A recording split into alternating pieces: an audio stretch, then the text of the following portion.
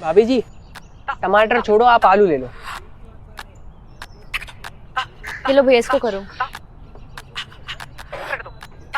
मैं कह रहा हूँ बैगन छोड़ो, आप आलू ले लो। इसको करो आप। शिमला मिर्च में क्या रखे हैं भाभी? मैं तो कह रहा हूँ आप आलू ले लो। क्या दिक्कत है आपको? जो मेरे को सब्जियां खरीदनी है मैं वही तो खरीदूंगी ना। क्या लगे पड़े हो, आलू ले लो आलू ले लो। क्यों खरीदूं मैं आलू? एक बात बताओ आप मुझे, आप बाजार जाते हो, आपको अगर पैंट खरीदनी है तो पैंट खरीदोगे ना, या फिर शर्ट खरीदोगे? आप हद ही हो गई है। वही तो मैं आपको समझाना चाहता हूँ। जैसे जो आपको सब्जी चाहिए आप वही ले रहे हो ना, या मेरे कहने पे आप आलू ले रहे हो?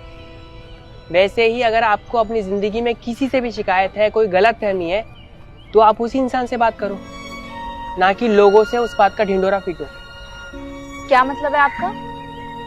अरे दीदी, मैं क्या बताऊँ आपको, मेरी सास को ना मेरा कोई काम पसंद नहीं आता। हर काम में ना नुक्स निकालती है। और मेरे पति है ना, उनकी तो जॉब भी चली गई है। और मुझे तो ये भी बता रही थी कि आजकल बहुत लड़ाई झगड़ा होता है उसके और उसके पति में। साथ में उन दोनों के तलाक की बात और आ गई है। उस बेचारे की जिंदगी में ना सारी दिक्कतें एक साथ आ गई। भाभी जी, मैं आपको एक कहानी सुनाता हूँ।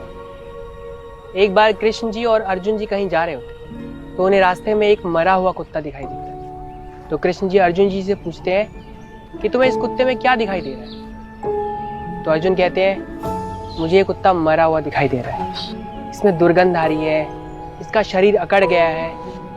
तो इस पे कृष्ण जी उनसे कहते हैं, क्या तुम्हें उसके मोती जैसे चमकते हुए दांत दिखाई दे रहे हैं?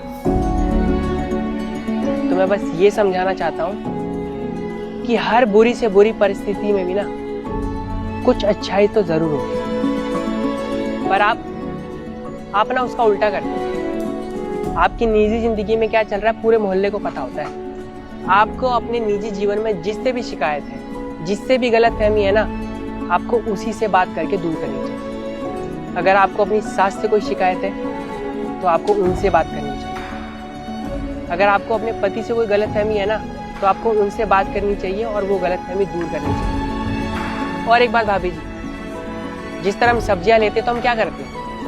अच्छी सब्जियों को चुन के टोकरी में रखते हैं और खराब सब्जियों को, सड़ी हुई सब्जियों को छोड़ देते हैं। उसी तरह हमें हमारी जिंदगी में भी ना अच्छाइयों को देखना चाहिए और उन बुराइयों को उस सड़ी गली सब्जियों की तरह अलग रख देना चाहिए, जिससे हमारे रिश्ते ना मजबूत होते हैं।